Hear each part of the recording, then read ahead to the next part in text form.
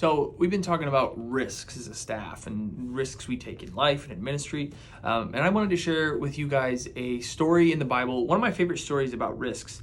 It's out of 1 Kings 18 and 19. So I'm going to read a little bit and then we'll talk about what it means. This is 1 Kings 18, and this is the story of Elijah. And in Elijah's story, if you've never heard it, he's ministering to the people of Israel, and the king, his name is Ahab, and he's a very wicked king, and he has a wife. Her name is Jezebel. She's a very wicked woman, and they've been teaching the people that worship these idols, do all these terrible things, and God sends a drought on Israel. So it has not rained in Israel for 3 years at this point in the story. Everyone is really hungry. There's not a lot of food. And at this point in the story, Elijah, he's going to go and he's going to meet the king and he's going to square off with him. He's going to try to say, all right, you know what? Let's figure out whose God is real, your God or my God. So I'm going to pick up in 1 Kings 18, starting in verse 17. I'm going to read a little bit. It says this. It says, when Ahab saw Elijah, so Elijah came to Ahab. When Ahab saw Elijah, Ahab said to him, "Is it you, you troubler of Israel?" And he answered, "I have not troubled Israel, but you have, and your father's house, because you have abandoned the commandments of the Lord and followed the Baals. Now, therefore, gather all of Israel to me at Mount Carmel, and the 450 prophets of Baal and the 400 prophets of Asherah who eat at Jezebel's table." So Ahab, he sent to all the people of Israel, and he gathered all the prophets together at Mount Carmel. And Elijah came near to all the people, and he said, "How long will you go limping between two different opinions? If the Lord is God, follow him. But if Baal, then follow him." And the people did not answer him a word. So then Elijah said to the people, even I, only am left a prophet of the Lord, but Baal's prophets are 450 men. So let 2 bulls be given to us, and let them choose 1 bull for themselves, cut it into pieces, and lay it on the wood, but don't put any fire to it. And I will prepare the other bull, and I will lay it on wood, and I will put no fire to it. And you call upon the name of your God, and I will call upon the name of the Lord, the God who answers by fire. He is God. And all the people answered, "It is well spoken." So what happens here in this story is Elijah, he comes up to these prophets and he says, we're going to test. We're going to figure out whose God is real. You're going to take a bull. You're going to put it on an altar. You're going to prepare it. I'm going to take a bull. I'm going to put it on an altar. I'm going to prepare it. And whichever God sends fire down from heaven to consume their offering, that's the real God. And so he's testing he's testing the people, right? He's saying, which God is going to be real? Which God is going to talk back?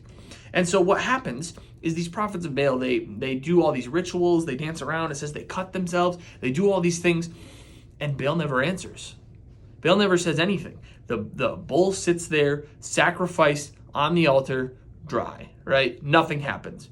And Elijah comes back after they've done this for hours and hours and hours, prayed to their God, screamed to their God, and he douses the altar with water, and he prays to God, and God answers in this pillar of fire. Comes down, and it says it licks clean the altar, the rocks, everything, and destroys this bull. And now all the people know that the Lord is God, right? So all of Israel's here. Everybody sees this, and they see that God has done this thing.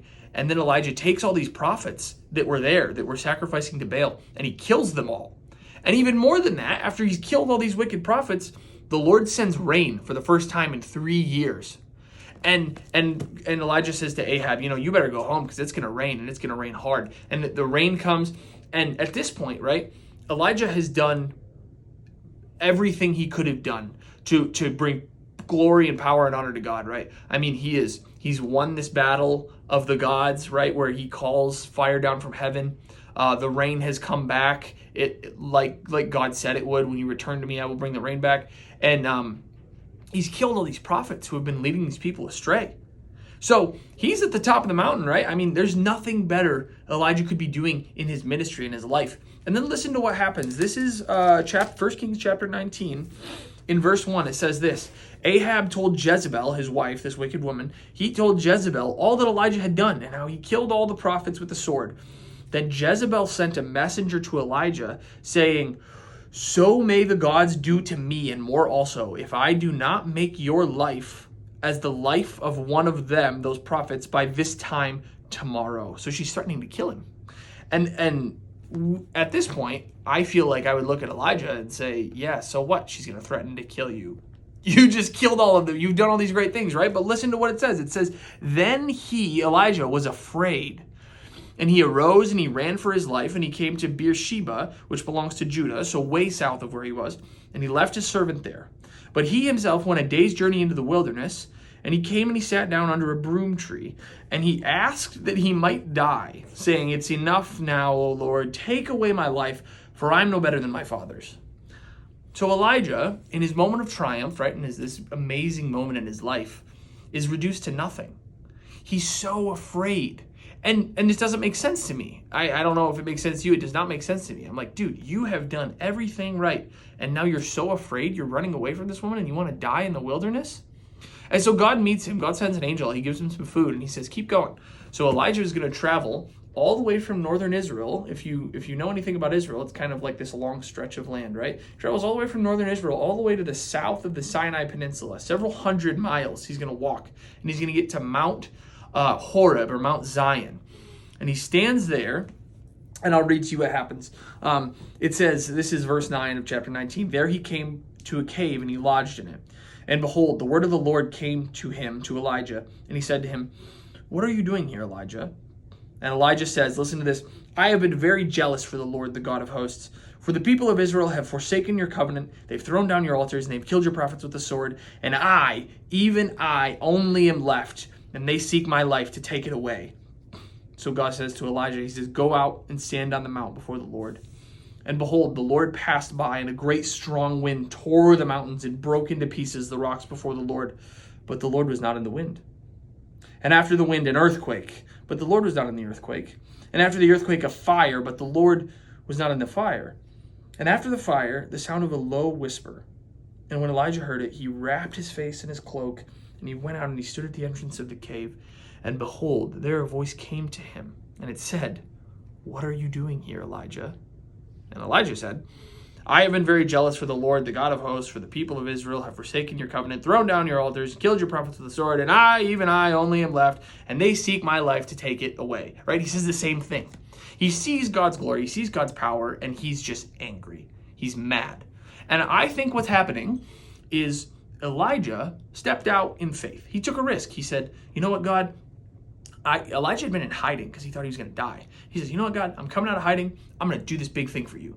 And I'm going to call fire down from heaven, and we're going to kill all these prophets. The rain's coming back. Everybody's going to know you're God, and we're all going to turn, and we're going to follow God together. In fact, if you read a little bit closer in chapter 18, Elijah prays to God, and he says, answer me, O Lord, answer me, that this people might know you, or might know that you, O Lord, are God, and that you have turned their hearts back. Like, all these people are going to turn, and we're going to follow God together, and it's going to be amazing, and there's going to be a revival, and this whole thing.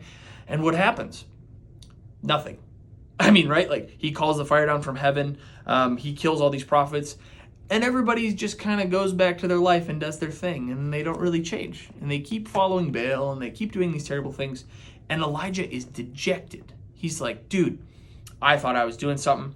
I thought God was going to move powerfully. And nothing happened. And now, God, how could you do this? My life is ruined because you didn't do what I thought you were going to do.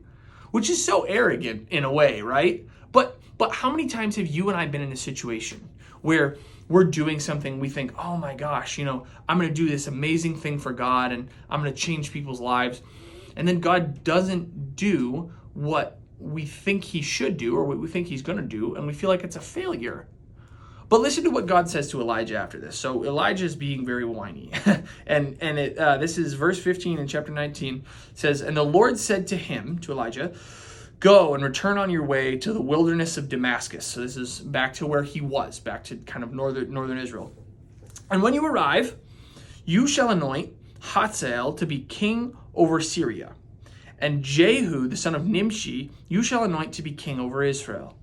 And Elisha, the son of Shaphat, of Abel Meholah, you shall anoint to be prophet in your place.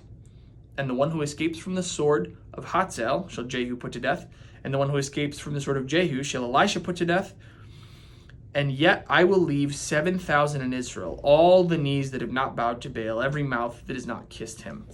And so what I think is interesting is that Elijah, he goes into this thing. He says, God, I'm going to do this big thing for you, and you're going to convert the nation. You're going to make every man and woman, boy and girl, turn their hearts around and follow you. And God's idea of a win in this moment is, I'm going to have a new prophet and 2 new kings and 7,000 people in this country of tens of thousands of people are going to follow me. And it seems so like counter to what I think is right or what I want to happen.